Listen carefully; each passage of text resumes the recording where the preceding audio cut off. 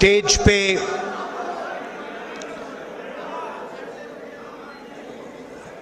वरिष्ठ नेता, पर्सनैलिटीज,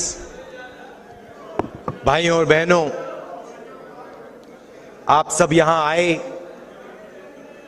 अच्छा डिस्कशन हुआ और इतनी एंथुजियाज्म से आप मेरी बात सुनने के लिए आए।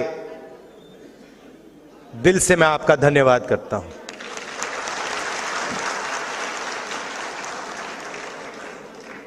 अनिल जैन जी ने अभी कहा कि मेरे परिवार के लोग ग्वाला थे और उन्होंने कहा कि पैदा होने पर ही मेरा फ्यूचर तय हो जाता था। मैं उस बात को थोड़ा आगे बढ़ाना चाहता हूं। पैदा होने से पहले आपका फ्यूचर तय हो जाता था। आप पैदा ही नहीं हुए, आपकी कैपेबिलिटी भी नहीं मालूम, आपका नाम भी नहीं मालूम, आपका फ्यूचर तय हो जाता था। और हिंदुस्तान के सारे लोगों को छोटे छोटे खांचों में डाल दिया जाता था। आप इस काम के लायक हो, आप इस काम के लायक हो, आप इस काम के लायक हो, ये आप कभी नहीं कर सकते हो, ये आप कभी नहीं बोल पाओगे।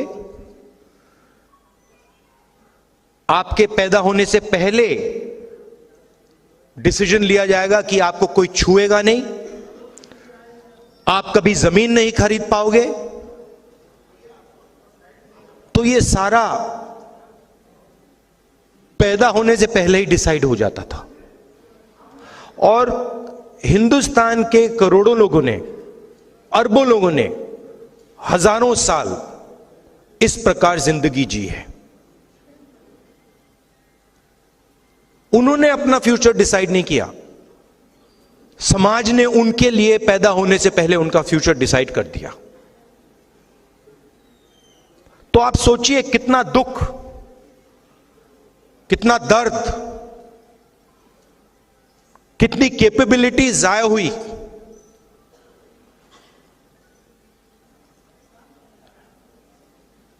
और इस चीज को बदलने के लिए बहुत सारे लोग खड़े हुए। हिस्टोरिकली लिस्ट है, जय हिंद जी ने उनके नाम लिए, मगर सब के सब ने एक ही बात की थी, जो सच्चाई थी उसको उन्होंने एक्सेप्ट किया कि हमें यह दिख रहा है कि यह सच्चाई है और इस बात को मैं एक्सेप्ट कर रहा हूं। दो तरीके के लोग होते हैं, राजनीति में तो खासतौर एकदम दिख जाता है। पूरी जिंदगी सत्ता के पीछे दौड़ते दौड़ते दौड़ते दौड़ते सच्चाई को कभी एक्सेप्ट नहीं करते। ना अपनी सच्चाई एक्सेप्ट करते हैं, ना अपनी सच्चाई एक्सेप्ट करते हैं, ना किसी और की सच्चाई एक्सेप्ट करते हैं। उनको सिर्फ एक चीज दिखती है कि किसी ना किसी तरह मेरे हाथों में इन्फ्लुएंस आ जाए, सत्ता आ जाए, बाकी सब छोड़ो। और दूसरे तरीके के लोग होते हैं जो कहते हैं यह सच्चाई है, इसको मैं एक्सेप्ट कर रहा हूं, चाहे मुझे अच्छा लगे या बुरा लगे, मगर मुझे जो दिख रहा है उस बात को मैं पूरी तरह एक्सेप्ट कर रहा हूं। और अलग अलग समाज में अलग अलग जगह से ये लोग आए। अंबेडकर जी, महात्मा गांधी जी, पेरियार, बसवना, बुद्धा, ये अलग अलग अलग स्पेसेस से आए, मगर इन सब ने ये बात एक्सेप्ट की कि जो मैं देख रहा हूं ये सच है और मैं इसको छोड़ूंगा नहीं।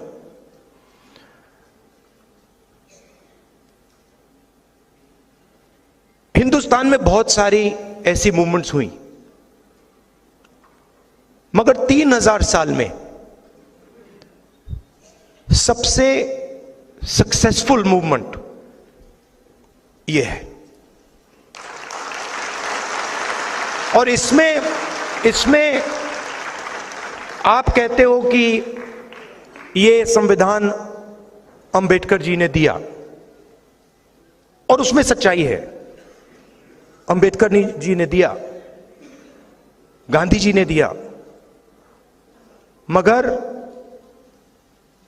ये एक सोच है। ये अंबेडकर जी से पहले भी थी। इसमें बुद्धा भी हैं, इसमें बसवन्ना जी भी हैं, इसमें पेरियार हैं, इसमें गांधी हैं, और सिर्फ वो नहीं है, बहुत सारे ऐसे भी लोग हैं जिनके नाम किसी ने सुने भी नहीं। वो इसी चीज के लिए लड़े थे। किसान थे, मजदूर थे, नाई थे, बढ़ई थे, इसके लिए लड़े। उनका नाम आज हम नहीं जानते, मगर उनकी सोच इसमें है। तो जो भी, मेरा कहना है, जो भी हिंदुस्तान में अन्याय की सच्चाई को एक्सेप्ट करता है, उसकी सोच इसमें है। और इसने करोड़ों लोगों के लिए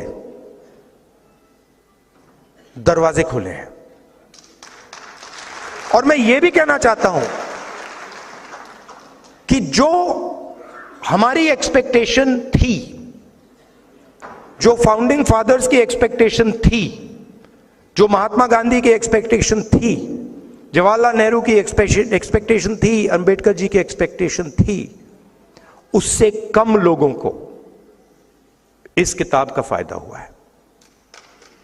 तो सक्सेस है, मगर फेलियर भी है। ओवरआर्चिंग सक्सेस नहीं है। सिंपल सी बात है। इसको लोग कहते हैं कि ये राइट्स का डॉक्यूमेंट है, अधिकार का डॉक्यूमेंट है, इससे हमें लोकतांत्रिक अधिकार मिलता है। सही, मगर ये ट्रांसफर ऑफ पावर का भी डॉक्यूमेंट है। ये ट्रांसफर ऑफ एसेट्स का भी डॉक्यूमेंट है। ये ट्रांसफर ऑफ वेल्थ का भी एक डॉक्यूमेंट है। ये ट्रांसफर ऑफ स्किल्स का भी डॉक्यूमेंट है। अब अगर हम हिंदुस्तान को आज देखें, और मैं 15, 20, 30, 40, 50 साल पहले की बात नहीं कर रहा हूं, मैं आज की बात कर रहा हूं। और अगर आज हम अपने देश को देखें, 95% लोग पिछड़े वर्ग के, अप्रोक्सीमेटली 50, 15% दलित,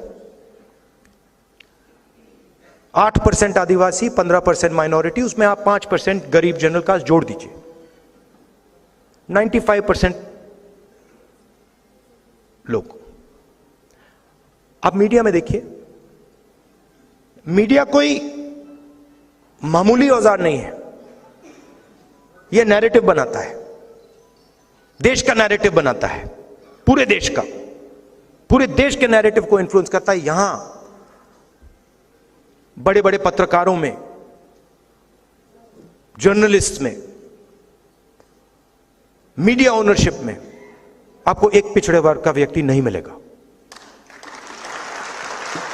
अब बात अच्छी लगे ना लगे, यह रियलिटी है, यह सच्चाई है।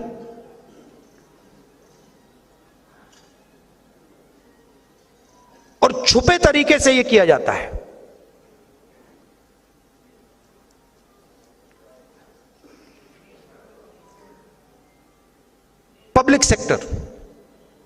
पब्लिक सेक्टर में 90% के लिए रास्ते खुलते थे, ज्यादा नहीं खुलते थे मगर खुलते थे।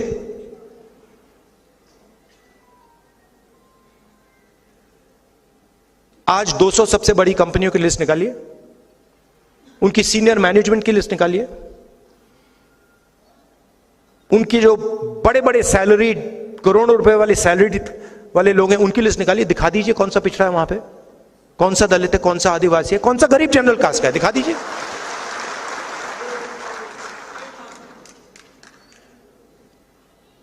जुडिशरी में भी यही,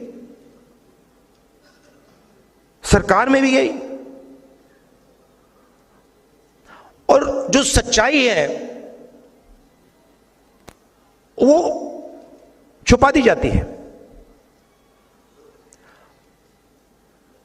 अग्निवीर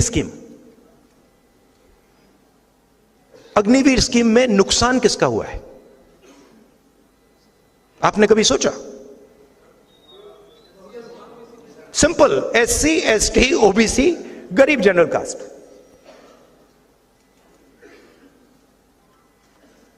अग्निवीर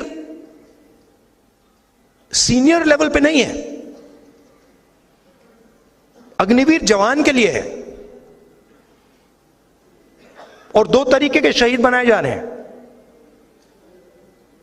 तो जहां भी देखो 90% तो है ही नहीं। अब मैं सिर्फ एक बात कह रहा हूं कि सब कुछ छोड़ दीजिए,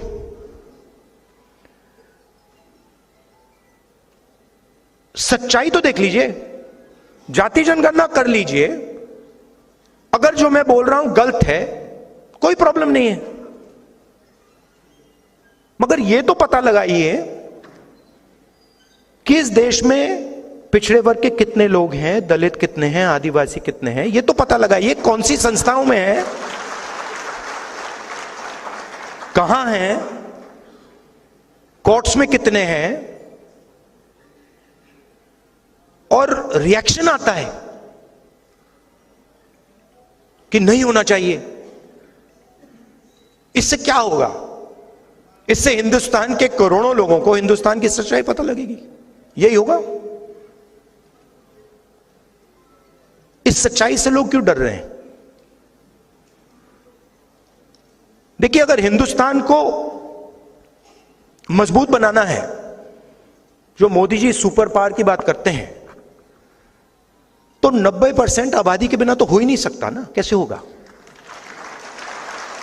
आप ये कह दो कि भैया ब्यूरोक्रेसी में 90% नहीं आएंगे, मीडिया में 90% नहीं आएंगे, स्पोर्ट्स में 90% नहीं आएंगे, ब्यूटी पैजेंट्स में 90% नहीं आएंगे,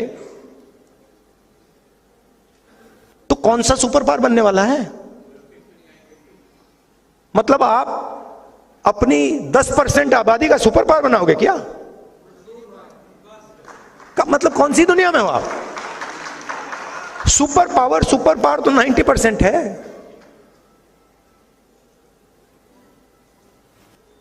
अब इस पर आक्रमण हो रहा है। मोदी जी कहते हैं मैं कॉन्स्टिट्यूशन को रद्द नहीं करना चाहता हूं। ठीक है, जब आप CBI और ED को राजनीति और लोकतंत्र पर, जब आप CBI और ED को लेकर राजनीति और लोकतंत्र पर आक्रमण करते हो, तो आप कॉन्स्टिट्यूशन पे आक्रमण कर रहे हो। जब आप सारे के सारे इंस्टीट्यूशंस में RSS के लोग भर रहे हो, तो आप कॉन्स्टिट्यूशन पे आक्रमण कर रहे हो। जब आप बिना किसी से पूछे नोटबंदी करते हो और हिंदुस्तान के करोड़ों पिछड़े वर्ग के लोगों को, दलितों के, आदिवासियों की जिंदगी खत्म करते हो, तो आप कॉन्स्टिट्यूशन पर आक्रमण कर रहे हो। जब आप अग्निवीर योजना बिना आर्मी से पूछे लागू करते हो, आप कॉन्स्टिट्यूशन पर आक्रमण कर रहे हो। मोदी जी राजा हैं।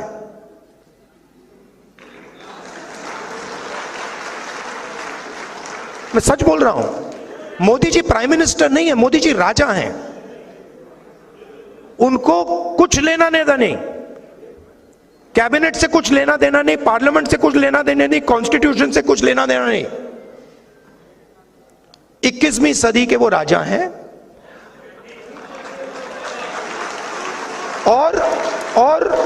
और उनके जो फाइनेंसियर्स हैं पीछे, जो 2-3 फाइनेंसियर्स हैं, वो राजा का पूरा टेम्पो वाले,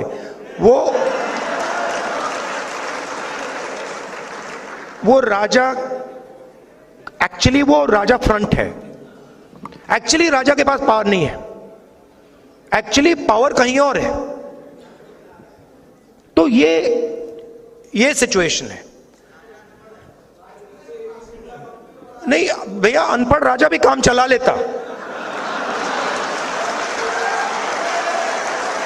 बहुत सारे अनपढ़ राजा हुए हैं हिंदुस्तान में, जिनमें अहंकार नहीं है, जिनमें अहंकार नहीं था, वो काम चला लेंगे, जो जनता की बात सुन लेते थे।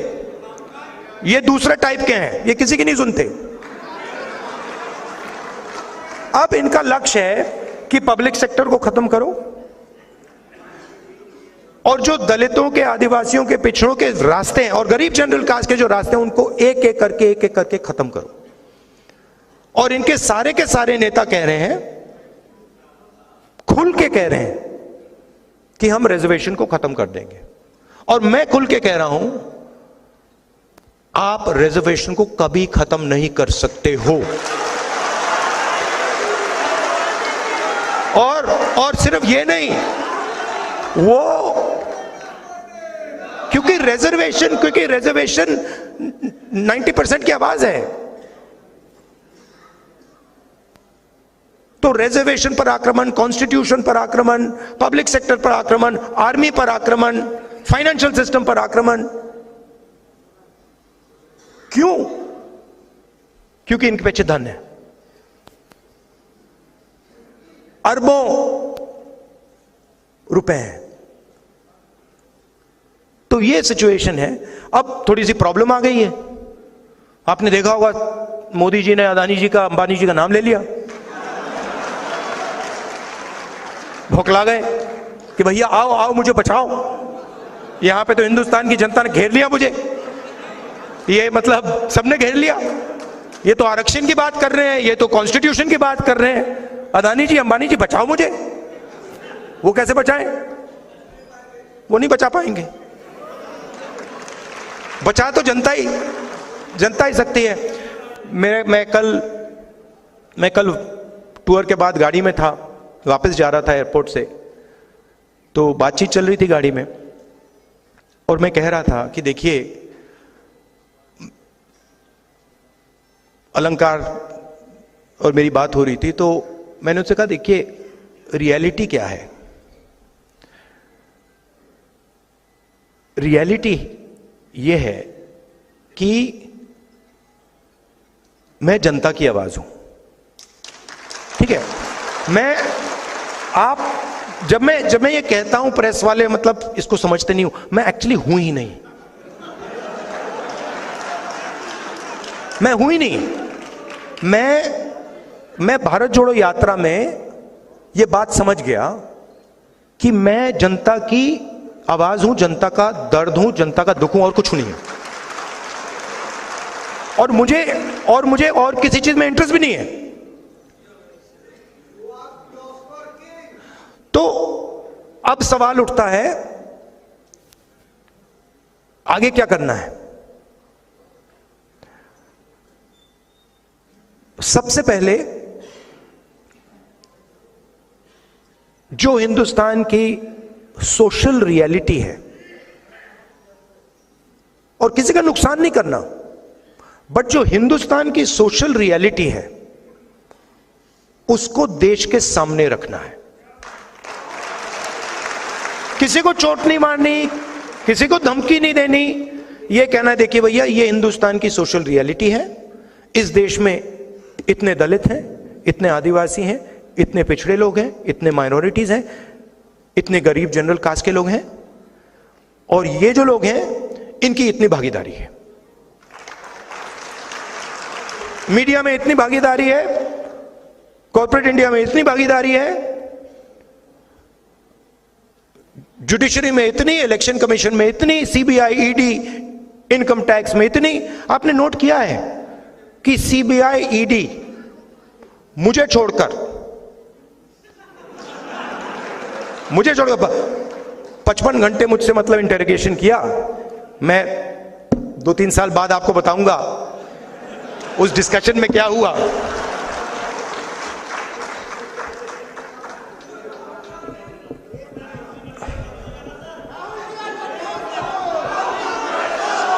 मैं बताऊं आपको क्या हुआ, बताऊं?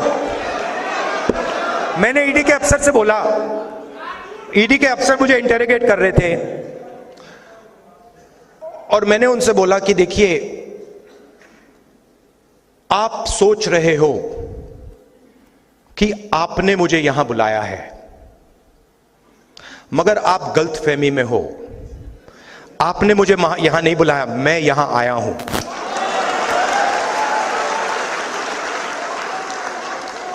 और आप जानते हो मैं यहां क्यों आया हूं? कहते हैं नहीं, मैं यहां इसलिए आया हूं क्योंकि मैं देखना चाहता हूं हिंदुस्तान के लोकतंत्र की हत्या कौन लोग कर रहे हैं।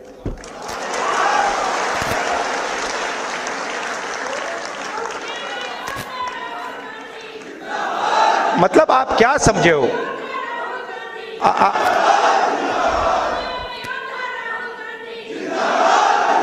मैं वहां पे इंटरोगेशन हो रहा था, वहां पे एक सेल पड़ा हुआ था, वो लॉकअप होता है, वो इंटरोगेट कर रहा है मुझे। मैं सोच रहा हूं यार, मेरे परदादा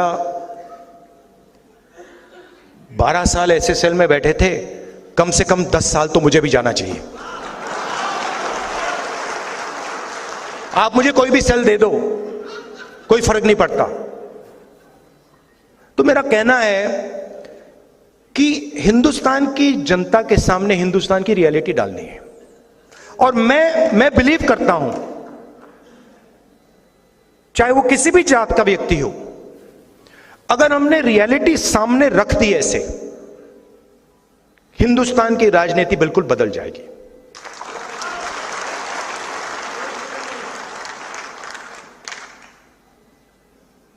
और उसको बदलना ही होगा, क्योंकि 90% को आप चुप नहीं रख सकते, 90% की शक्ति को आप कंट्रोल नहीं कर सकते, कुछ भी कर लो। नहीं, ये बहुत सारे लोगों में, आप में भी है।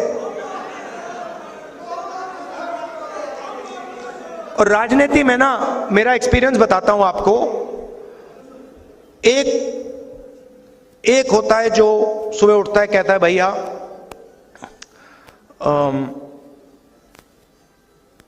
सत्ता कैसे मिलेगी, सत्ता कैसे मिलेगी, 24 घंटा वही उसकी थिंकिंग होती है। अब मेरी दूसरी प्रॉब्लम है,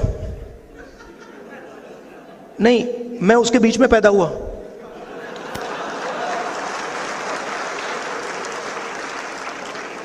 अब अजीब सी बात है, मुझे उसमें इंटरेस्ट ही नहीं है। वो मेरे लिए औजार है, वो मेरे लिए औजार है कि उसका मैं प्रयोग जनता की मदद करने के लिए कैसे करूं।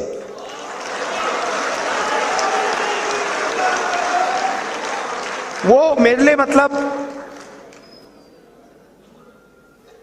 ड्रग नहीं है, नशा नहीं है। मैंने अपनी दादी की लाश देखी है, पिता की लाश देखी है। तो एक पॉलिटिकल व्यक्ति के अंदर एक पॉलिटिकल क्रिस्टलाइजेशन होता है। बहुत सारे लोगों के अंदर पॉलिटिकल क्रिस्टलाइजेशन कभी होता ही नहीं।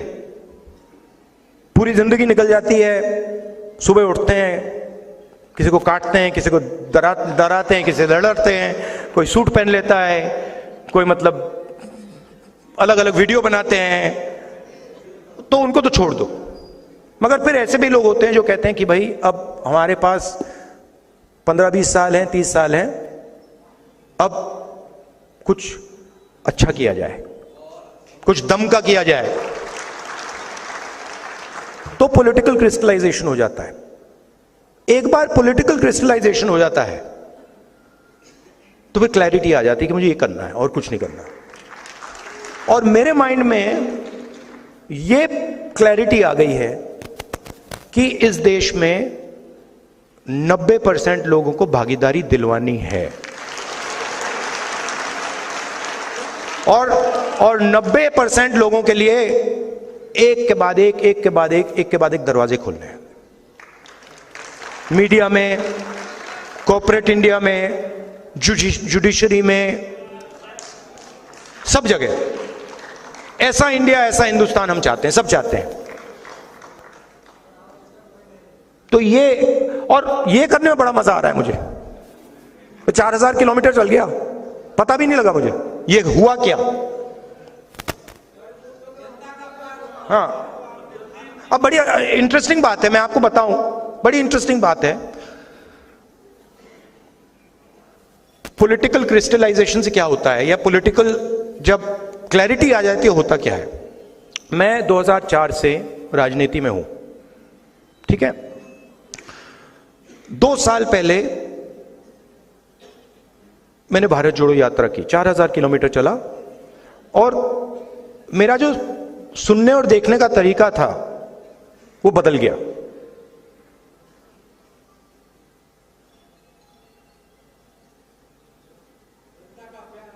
नहीं,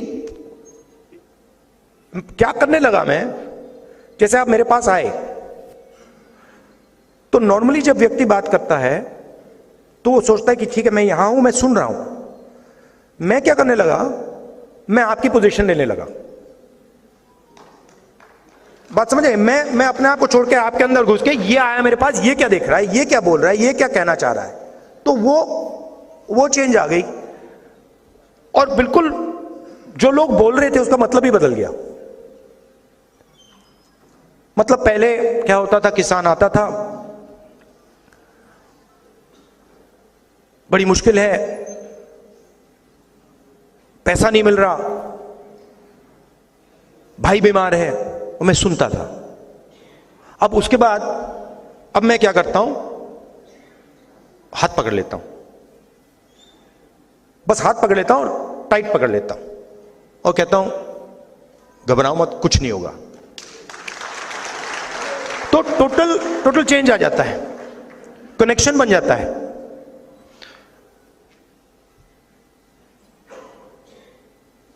तो भारत जोड़ो यात्रा से पहले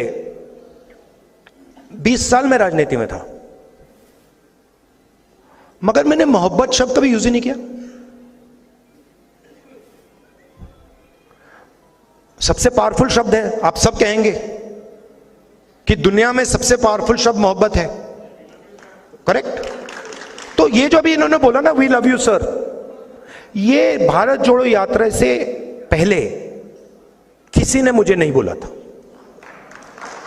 और मैंने भी किसी को नहीं बोला था।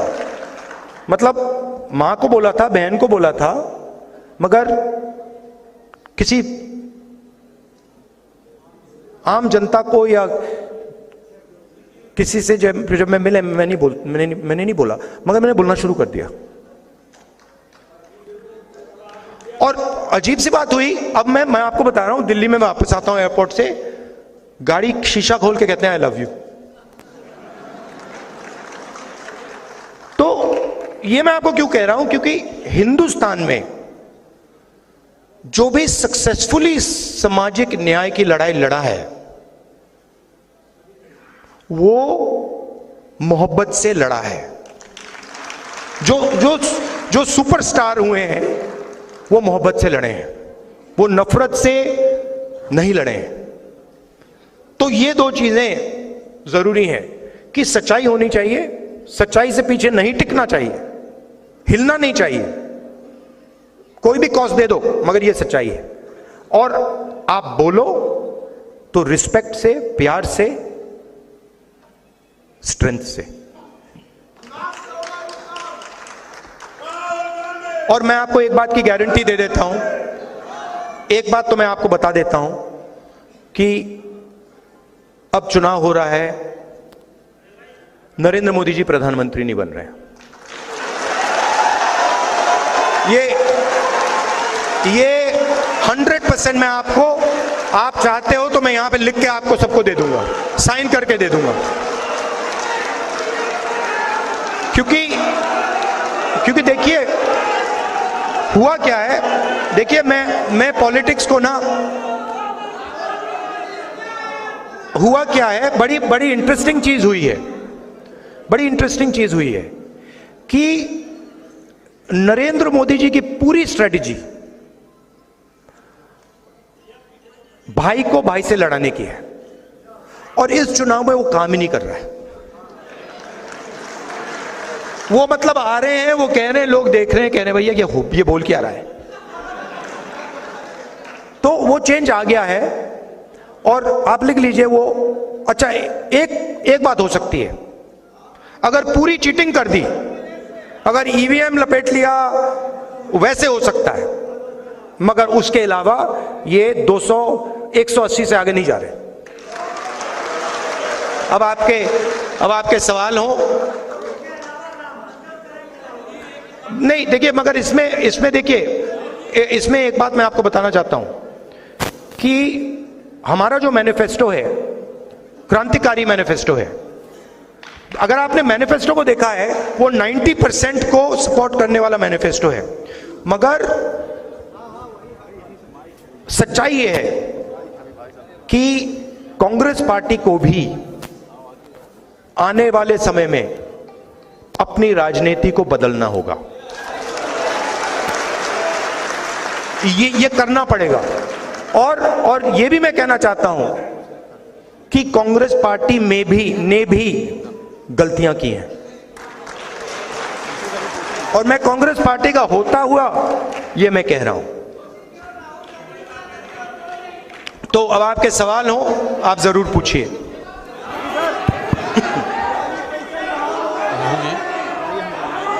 एक दो सवाल, एक एक करके ब्रदर।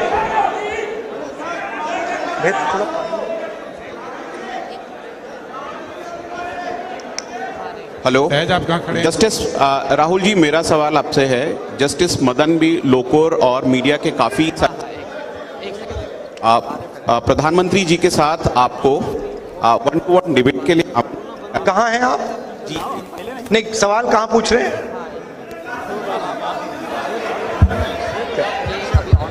अच्छा, ठीक है। हाँ, मेरा सवाल है, जस्टिस और मीडिया के साथियों ने मंत्री जी, आवाज नहीं आ रही आपकी।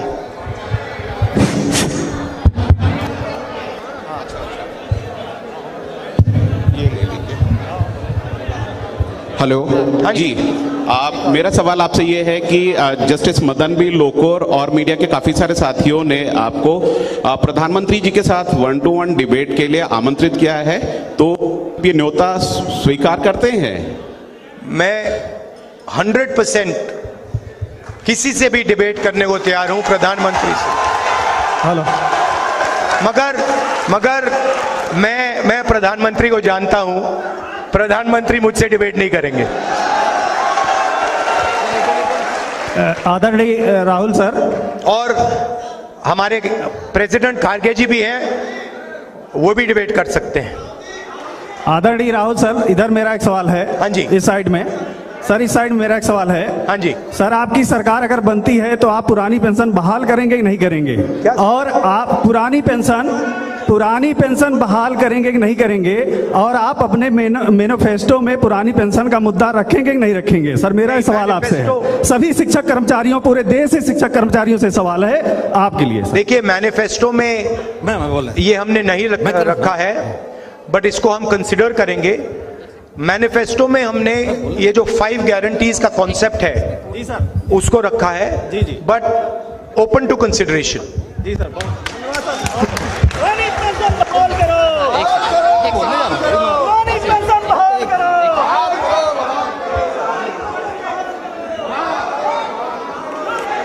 सुनाई नहीं दे रहा। माननीय राहुल गांधी जी, एक्सक्यूज मी। बाद में बात कर लूंगा, और 2-3 और क्वेश्चन है। ये बताइए माननीय राहुल गांधी जी, राहुल साहब, राहुल जी, हुकूमत आपकी बनने जा रही है, आप 85% रिजर्वेशन देंगे? सर मैं वर्तिका सिंह अंतर्राष्ट्रीय निशानेबाज हूँ मैं, हाँ। और राष्ट्रपति पदक विजेता हूँ मैं। और सर मुझे न्याय कब मिलेगा? 5 साल से स्मृति ईरानी ने मेरे परिवार को और हम लोगों को जान से मारने की धमकी दिया। 5 साल से एक लड़की जो अंतर्राष्ट्रीय स्तर पे जिसने देश को रिप्रेजेंट किया है, उसके साथ ये अन्याय हो रहा है। मैं अकेली लड़ाई लड़ रही हूँ।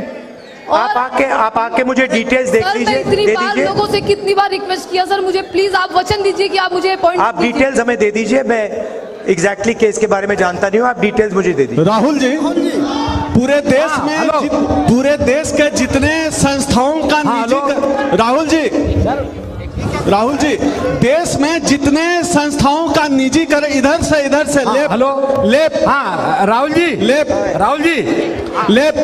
जितनी जितनी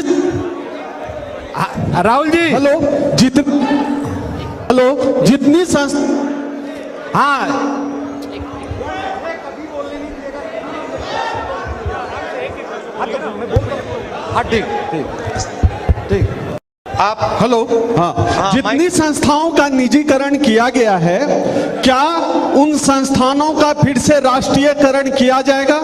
राष्ट्रीय क्या? निजीकरण को वापस करा जाएगा।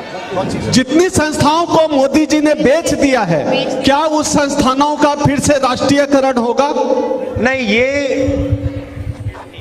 ये तो मुश्किल होगा, मगर ये जो ब्लेटेंट प्राइवेटाइजेशन किया जा रहा है, जो रेलवेज का डिस्कशन चल रहा है, जो बाकी बड़ी बड़ी संस्थाओं का डिस्कशन चल रहा है, ये ब्लेटेंट प्राइवेटाइजेशन हम अलाउ नहीं करेंगे। हमारी फिलॉसफी ये है कि सरकार का एजुकेशन में, हेल्थ केयर में रोल होना चाहिए और उस रोल को हम प्रोटेक्ट करेंगे और ज्यादा से ज्यादा लोगों को सरकारी नौकरी देने का काम करेंगे। आपका बहुत बहुत धन्यवाद। बहुत अच्छा लगा मुझे यहां आकर। थैंक यू, नमस्कार, जय हिंद।